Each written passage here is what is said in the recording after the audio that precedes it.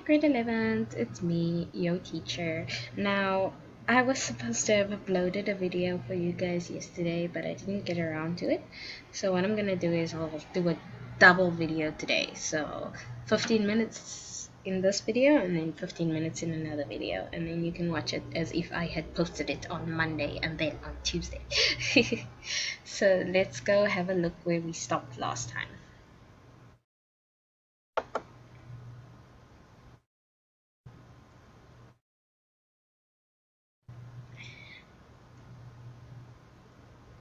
Here we go. Okay, so where we stopped last time, we spoke about the capitalist boom of the 1920s. We spoke about how the invention of the car was actually one of the reasons that led to the capitalist boom, because more people were able to buy cars in the 1920s, and Henry Ford created this new method of creating cars called the assembly line, which basically meant that more and more cars could be produced in a shorter time. So car ownership increased from 9 million in 1919 to 26 million in 1929.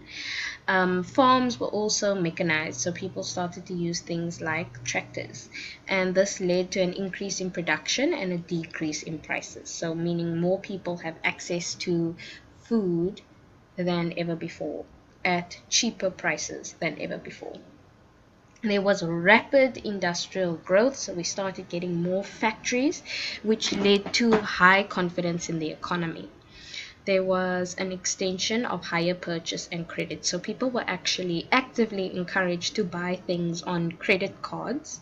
And you know, the trap with credit cards is that you buy things and you don't necessarily have the money to pay it back. But that's not a problem for today. That's future me's problem, you know.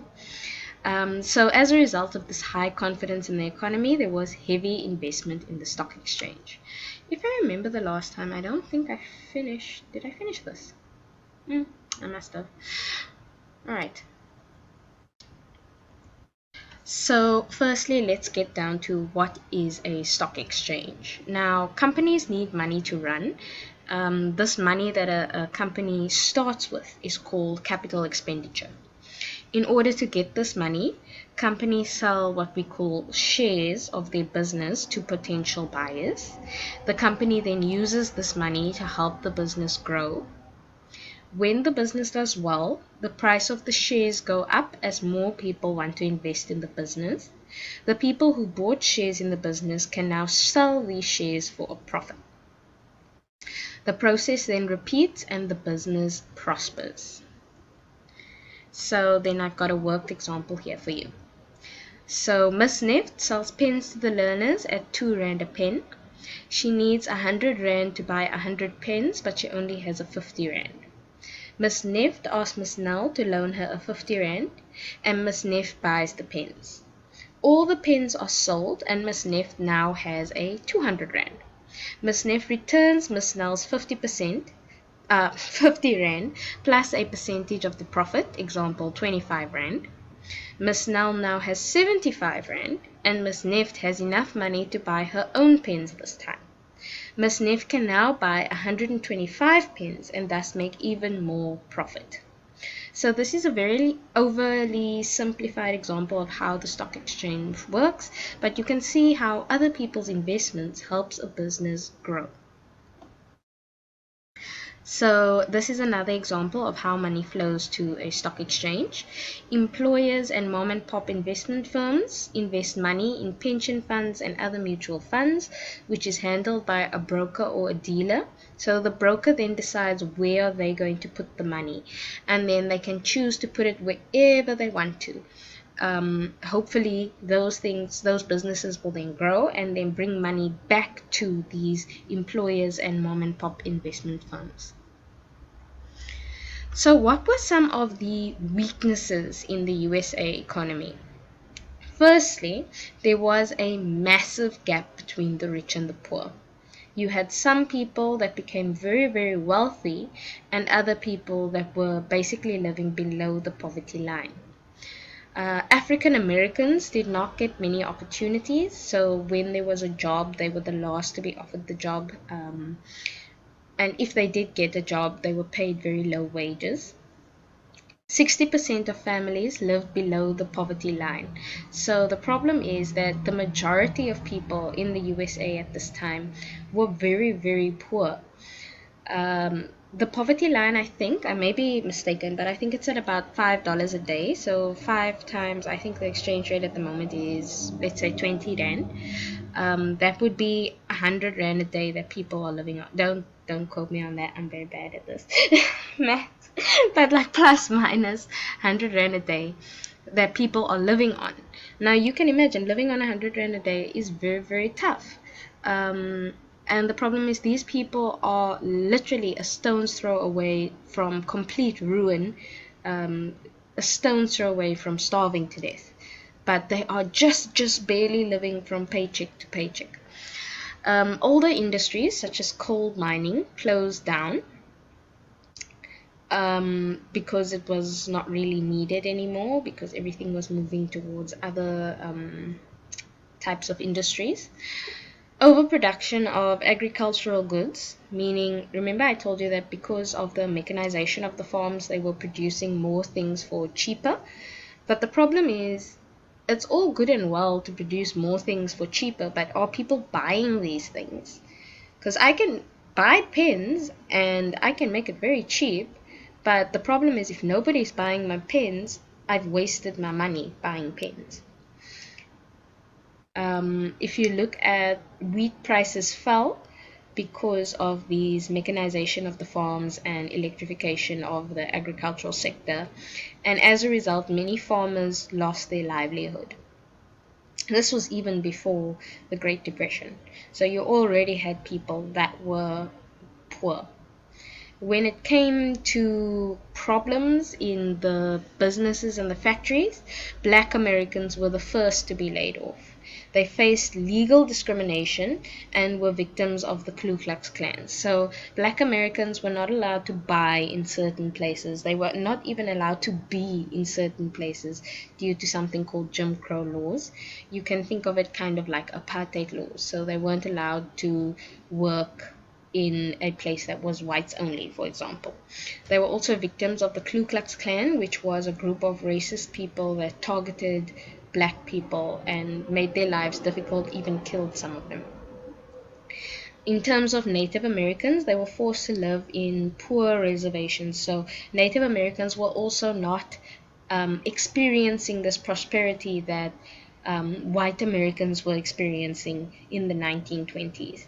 And there was massive prejudice against immigrants. Remember, a lot of people were immigrating to America at this time because of the American dream, that belief that they would be able to become rich if they worked hard enough. And as a result, people were treating immigrants very badly. They believed in rather hiring people that were born in America, which made it very, very difficult for immigrants to establish themselves in America. Trade unions were actively discouraged and banned, and as a result, wages were kept low. So I need to explain what a trade union is. You guys did it in grade 9 EMS, but we all know that's all gone from your brain.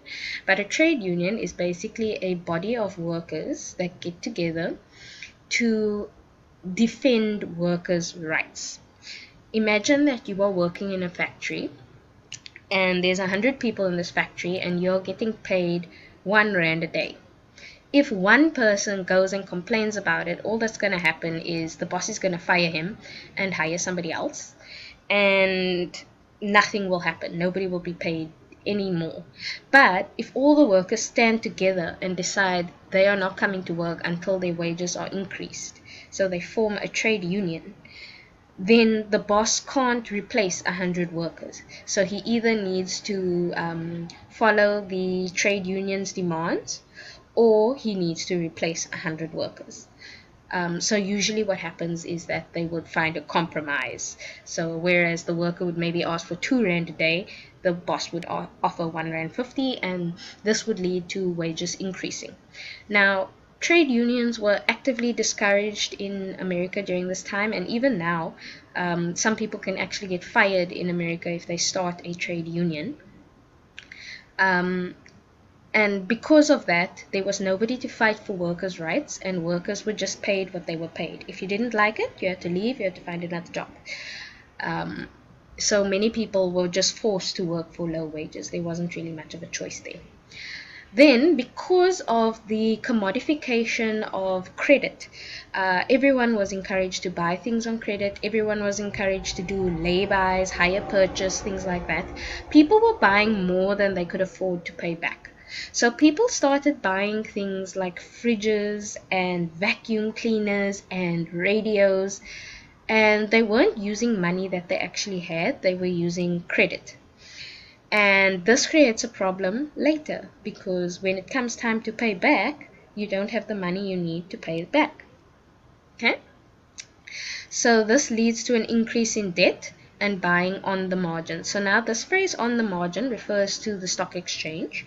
What it means is that people borrowed money from the banks and they speculated on the stock market, they sold shares, and they used the profits to pay off their debt. That is basically gambling with money that you don't have. So to put it in another way, you don't have money. So you come to me, you ask me for 5 rand, and then you go to your friend and you gamble with the 5 rand. The hope is that after gambling, you're going to make a 10 rand. You can give my 5 rand back, and then you've got 5 rand to keep for yourself. So the problem is, if you don't make at least a 5 rand, you are not able to pay me back. And then it becomes a problem, because now I want my 5 rand back. So what am I going to do? I'm going to take something from you. Maybe I'll take your calculator, or I'll take your pens, or whatever the case may be. So buying on the margin was very, very dangerous, but it worked as long as the economy was doing well. So you can see where this is heading. The minute there's a dip, there's going to be a problem. So these were some of the weaknesses in the USA economy even before the Great Depression even happened. Alright, so the next time I'll see you, which will be in the following video, we'll speak about American society in the 1920s. So about how life was so amazing, how it was like a boom period in terms of the economy, and how Americans were basically functioning during this time period. Alright, so I'll see you next time. Bye bye.